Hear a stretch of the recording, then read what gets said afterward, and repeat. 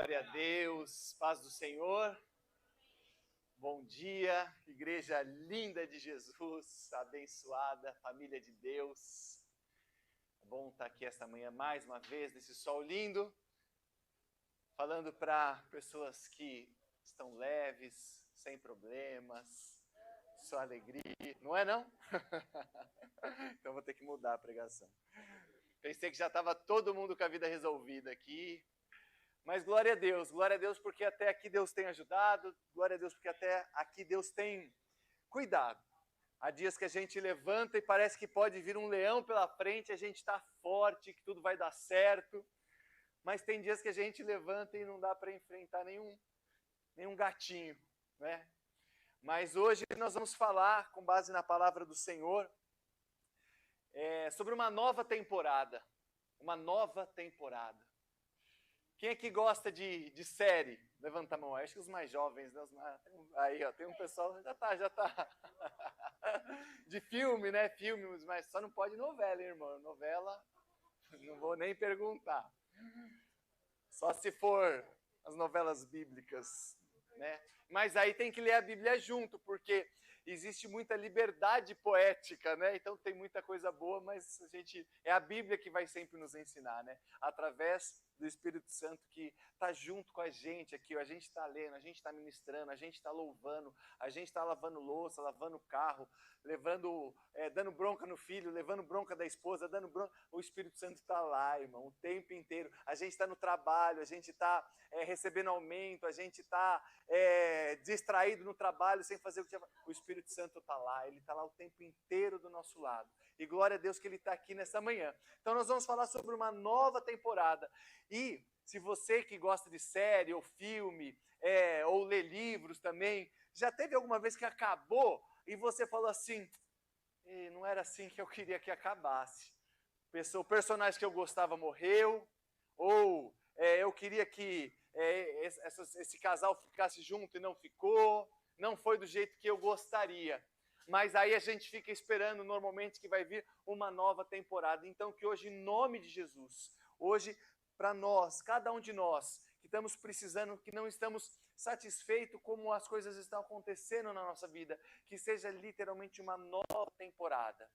E com base na palavra do Senhor, e não por um simples desejo humano, nós vamos buscar e orar para que ocorra isso na vida de cada um de nós. Amém? Glória a Deus.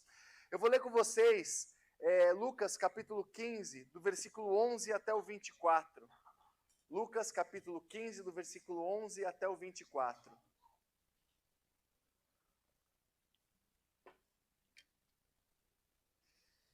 Enquanto você abre, vai projetar aqui na frente também. Eu vou ler aqui na Bíblia. Lucas, a parábola do filho perdido, do filho pródigo. Nós vamos até o 24. Eu vou começar no 11. Acompanhe na sua Bíblia. Depois nós vamos aplicar nas nossas vidas esse ensinamento de Jesus, porque aqui quem fala é Jesus, é uma parábola que ele conta. Então Jesus diz assim: certo homem tinha 2 filhos. O mais moço deles disse ao pai: Pai, eu quero que o Senhor me dê a parte dos bens que me cabe. E o pai repartiu o bem entre eles. Passados não muitos dias, o filho mais moço, ajuntando tudo que era seu, partiu para uma terra distante e lá desperdiçou todos os seus bens, vivendo de forma desenfreada. Depois de ter consumido tudo, sobreveio àquele país uma grande fome e ele começou a passar necessidade. Então foi pedir trabalho a um dos cidadãos daquela terra, e este mandou para os seus campos, a fim de ele cuidar dos porcos. Ali, ele desejava alimentar-se das alfarrobas, das bolotas, da comida do porco, mas ninguém lhe dava nada. Então, caindo em si, disse: quantos trabalhadores do meu pai têm pão com fartura e eu estou aqui morrendo de fome? Vou arrumar-me, voltar para a casa do meu pai e dizer: Pai, pequei contra Deus e diante do Senhor, já não sou mais digno de ser chamado de filho. Trate-me como um dos seus trabalhadores. E arrumando-se foi para o seu pai. Vinha ele de longe quando seu pai avistou e, compadecido dele, correndo o abraçou e beijou e disse ao filho: Pai. E o filho disse: Pai, pequei contra Deus e diante do Senhor. Já não sou mais digno de ser chamado de filho. O pai, porém, disse aos seus servos: Tragam depressa a melhor roupa e vistam nele. Ponham um anel no dedo e sandálias nos pés. Tragam e matem um bezerro gordo. Vamos comer e festejar. Porque o meu filho, este meu filho que estava perdido, morto, reviveu e foi achado. E começaram a festejar. Glória a Deus. Senhor, em nome de Jesus, que a tua poderosa, linda palavra penetre nos nossos corações, Pai, no mais profundo da nossa alma e do nosso espírito, porque só o teu espírito testifica no nosso espírito. Então, o que é do Senhor hoje ficará. E nós pedimos e abrimos o coração para o que é do Senhor. Que as tuas palavras, Senhor, sejam literalmente vindas do céu e não do homem. Em nome de Jesus que nós oramos e agradecemos. Amém. Amém. Glória a Deus. O texto começa falando que tinha um filho inquieto, um filho que tinha tudo, mas não estava bom. E com base nesse texto, eu quero pegar 4 elementos para que a gente aplique na nossa vida e entenda o quanto essa parábola é atual e o quanto ela fala com cada um de nós hoje. Quantos de nós somos inquietos, irmãos? Uma inquietude que parece que não passa.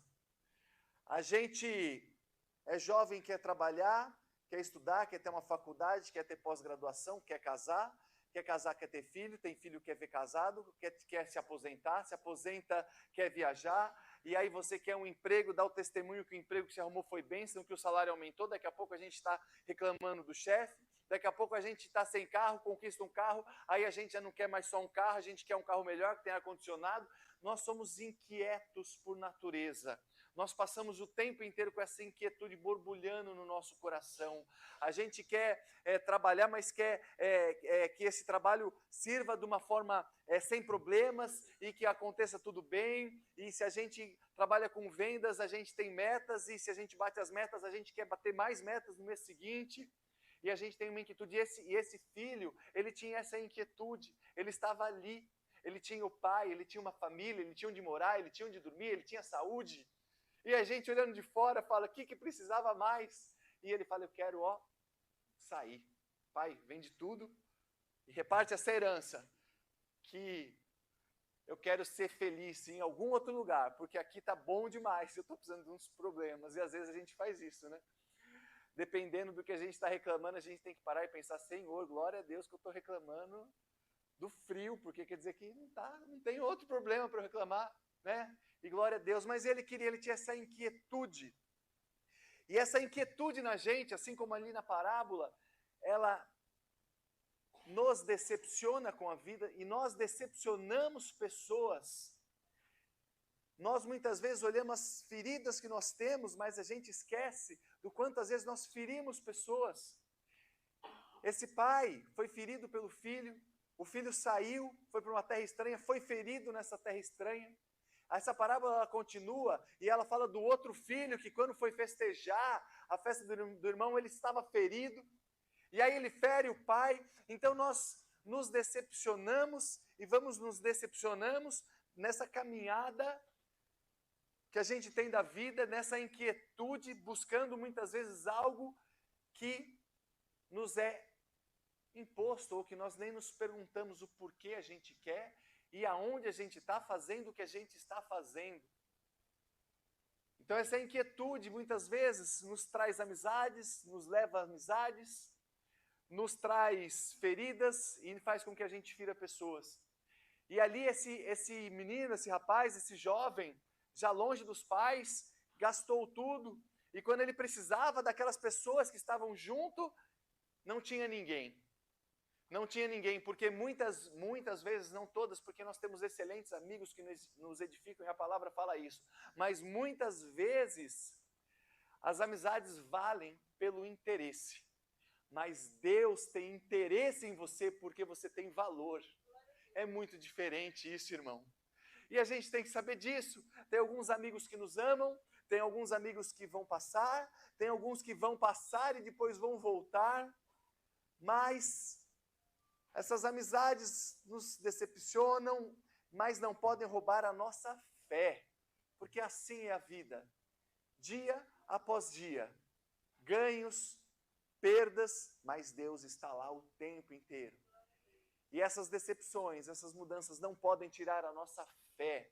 E a nossa fé é o que a gente tem mais importante. Quando a gente olha na palavra, e falando desse primeiro elemento da nossa vida, da inquietude, e da busca e da necessidade, e muitas vezes das decepções com pessoas próximas, e às vezes até com Deus, mas a gente não pode ter nossa fé roubada.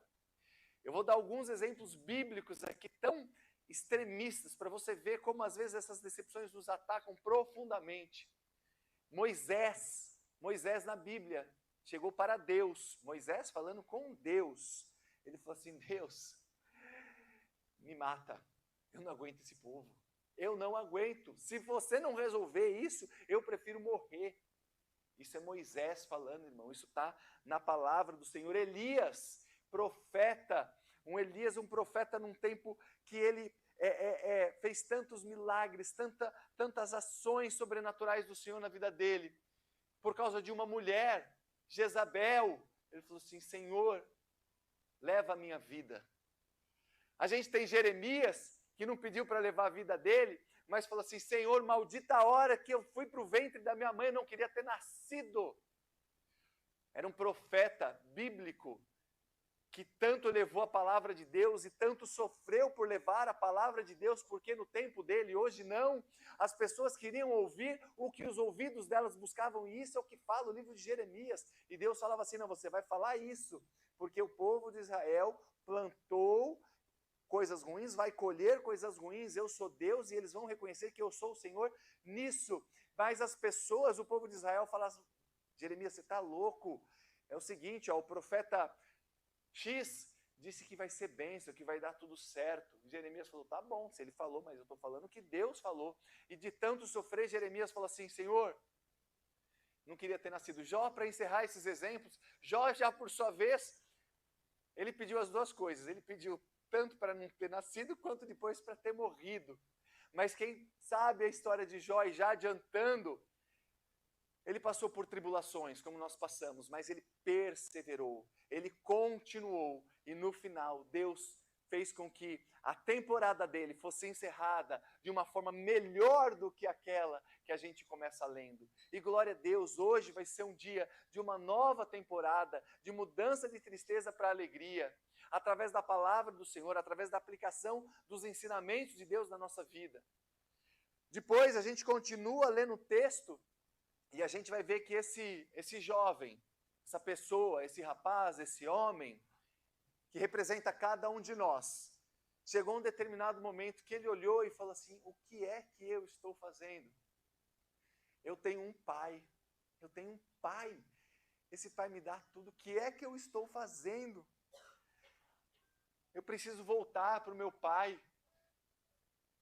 Eu vou falar: pai, eu errei, eu fiz muitas bobeiras, eu gastei tudo, eu não sou digno de nada, mas eu estou aqui.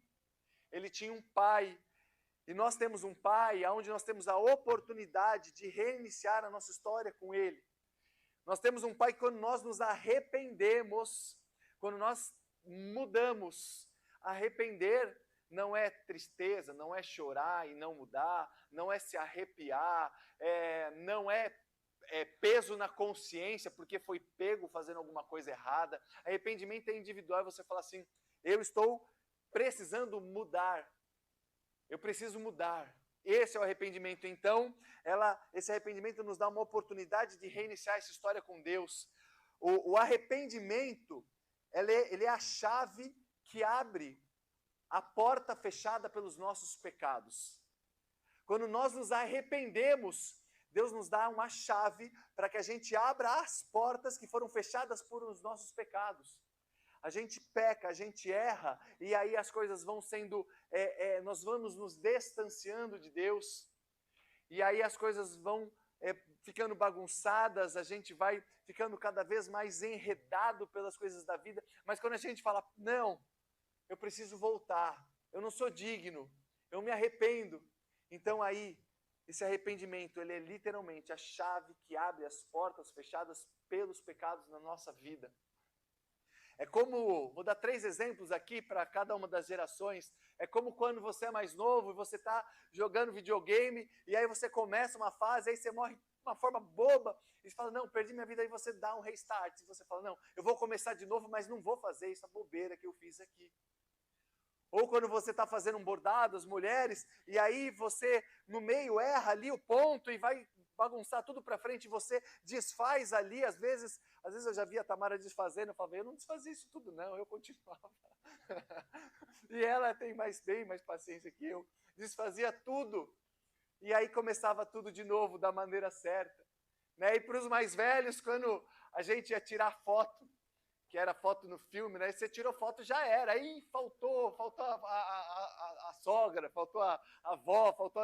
Então agora vamos tirar essa foto, vamos fazer direito, para não fazer errado. Então é a gente mudar, é a gente passar a fazer o certo. E a Bíblia nos mostra, Davi errou, se arrependeu. E hoje, biblicamente, é um homem segundo o coração de Deus. Zaqueu, chefe dos publicanos, que... tudo indica, cobrador de impostos que chefiava ali os cobradores, que extorquia, tudo indica isso, se arrependeu, mudou. Quantos exemplos na palavra nós temos? Paulo matava cristãos, se arrependeu, mudou. Então essa inquietude muitas vezes nos fere, nos leva a ferir, mas chega uma hora que a gente está tão enredado que a gente tem que parar e falar assim, eu vou voltar para onde eu nunca deveria ter saído, que é para o centro da vontade do Senhor. Porque lá há refrigério, lá cuidado, lá amor, lá aos irmãos. E não é religiosidade, irmão, não é ir numa igreja, não. É você estar perto do Senhor e voltar para Ele. E aí cai no terceiro elemento, que é a segunda chance. E esse jovem, essa pessoa, esse cada um de nós, quando voltamos arrependido pelos nossos erros, o pai estava ali, como estava na parábola de Lucas, de braços abertos, querendo receber o filho. Irmãos, todos nós, por melhores que a gente seja, nós necessitamos desses braços abertos, porque todos nós somos caídos, vivemos uma realidade caída, que entrou o pecado no mundo através de Adão. Então, por melhor que a gente seja, todos nós somos carecedores dessa segunda chance. E essa segunda chance, se o arrependimento é a oportunidade da gente começar uma nova vida com Deus, a segunda chance é uma oportunidade de começar uma nova vida com Deus na certeza e na convicção que Deus nos ama e confia que a gente vai fazer diferente. Essa segunda chance, ela vem carregada de amor, mas também de confiança de Deus nas nossas vidas. E se a gente falou que o arrependimento é a chave que abre as portas fechadas pelos nossos pecados, o perdão que vem com essa chance, com essa nova chance, esse perdão que vem, ele é como se fosse um bilhete de Deus para a gente entrar nessa nova chance. O perdão de Deus, quando a gente chega e fala, pai, eu errei, eu não devia ter feito isso, eu errei, eu não sou digno, mas me aceita como filho, eu me arrependo. E aí, esse perdão que ele dá é o ingresso para cada um de nós para uma segunda chance. Porque Deus, irmãos, Deus, e eu vou mostrar para vocês biblicamente, Deus não põe ponto final em histórias derrotadas. Deus escreve novos capítulos. Às vezes a gente não aguenta mais, mas Deus não quer pôr um ponto final quando a gente está no fundo do poço. O fundo do poço é o lugar dele pôr uma vírgula, dele pôr um mais, dele pôr um de repente, dele pôr um ainda. Então, se hoje você está no fundo do poço, não pense, eu não tenho. Fala assim, eu ainda vou ver aquilo que Deus tem para mim. Em nome de Jesus. E não são desejos humanos. Quando a gente olha para a palavra, Pedro era um simples pecador, lógico que pescador também, mas de repente Jesus apareceu e chamou, falou, agora você vai pescar homens. E Pedro foi, mas de repente, depois de muito tempo, Pedro nega Jesus, e Jesus aparece para ele, e vai sempre dando a oportunidade dele reconstruir novos capítulos, até o momento que ele segue. E a gente lê as cartas de Pedro na Bíblia e fala, Senhor, por isso que a gente te louva pela sua confiança e pelo seu amor. Porque a gente erra, às vezes a gente nega, irmão, às vezes a gente nega Jesus, mas Ele vai ter sempre este amor e essa confiança para estender para cada um de nós. João Marcos é uma história um pouco menos conhecida, que junto com Paulo ali tiveram um desentendimento.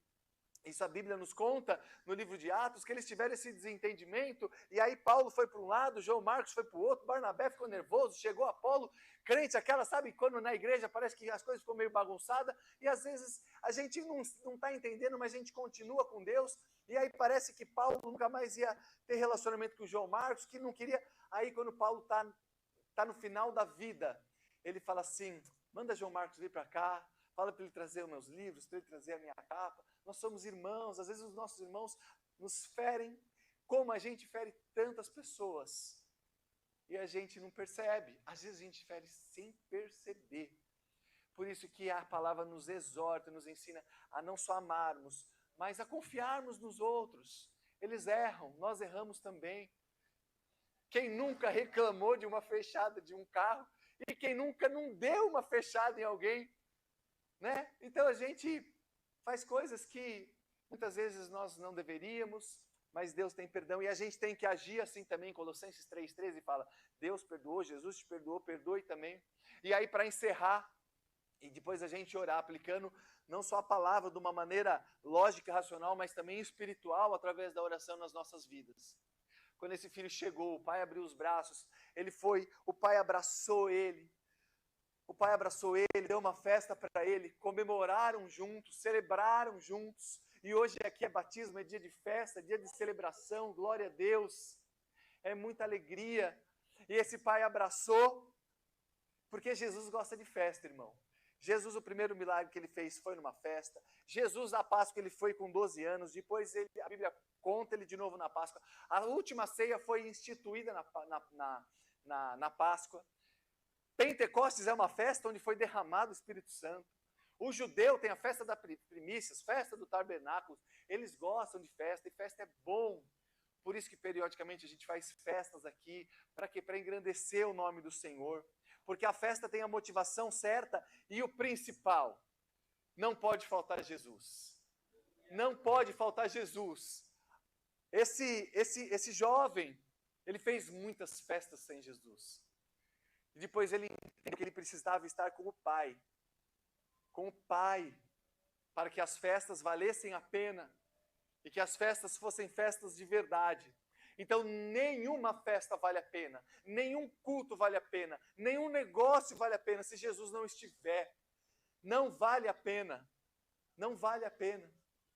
E a gente aplica nas nossas vidas, aqui já tendo alegria e olhando, e olha como a festa é algo de Deus. Apocalipse 12, quando nós estivermos arrebatados, quando nós estivermos do céu, nós vamos ter as festas da boda do Cordeiro, nós celebraremos juntos em espírito que estamos salvos, glória a Deus, e glória a Deus pelo amor e pela misericórdia de Deus, porque por nós, quantas pessoas nós já não condenamos, ou gostaríamos de condenar, às vezes até com razão, mas Deus não é assim, glória a Deus.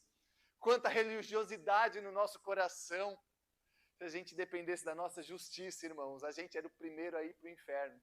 E glória a Deus que Deus é bom. Ele nos ensina, Ele nos dá a palavra.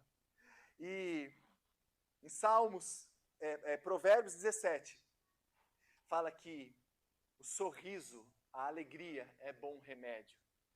A alegria é bom remédio. Então eles celebraram. Então, concluindo, nós temos um Pai. Glória a Deus, nós temos um Pai que nos ama, que cuida, que está à nossa disposição, que quer escrever um novo capítulo, uma nova temporada, um Pai que está sempre disposto a dar uma segunda chance.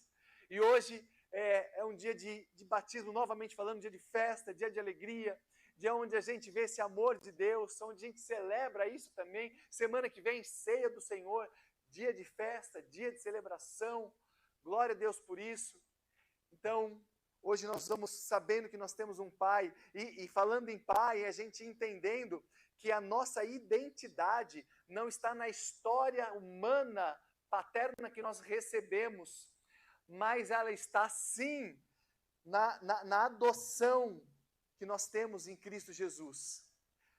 A adoção que nós temos em Cristo Jesus, ela vai nos mostrar que nós temos um Pai.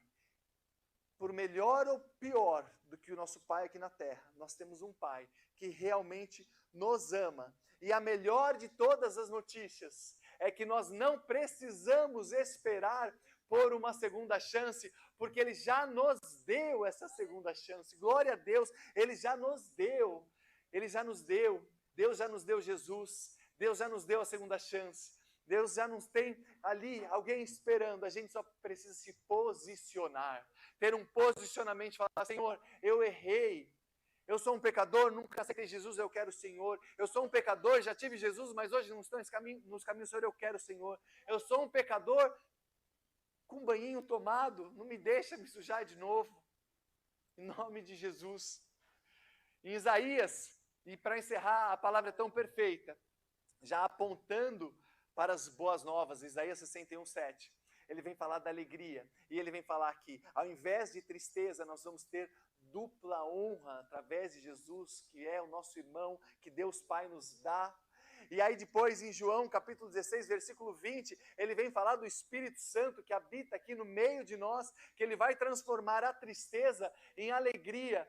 Então que em nome de Jesus, não por palavras, não por força humana, não pelo meu desejo, por maior que ele seja, não pelo seu desejo, por maior que ele seja, mas pela força e pelo poder do Espírito Santo de Deus que está aqui hoje, que hoje seja uma manhã de uma nova temporada, de um novo começo, de uma segunda chance, e que a gente possa se posicionar pegando isso. O que está encerrando na sua vida hoje? Fica de pé, vamos orar para você colocar no altar do Senhor, das mãos do Senhor, no seu lugar mesmo, mas de uma forma concreta, com fé. O que está encerrando hoje nessa temporada que você não gosta? De repente você trabalha tanto tempo e é infeliz. Deus pode mudar o seu coração, ou Deus pode te dar um novo trabalho. O que você tem passado, o que você não está feliz, seus relacionamentos, suas amizades, sua saúde, que em nome de Jesus hoje opere na particularidade que Ele sabe de cada um.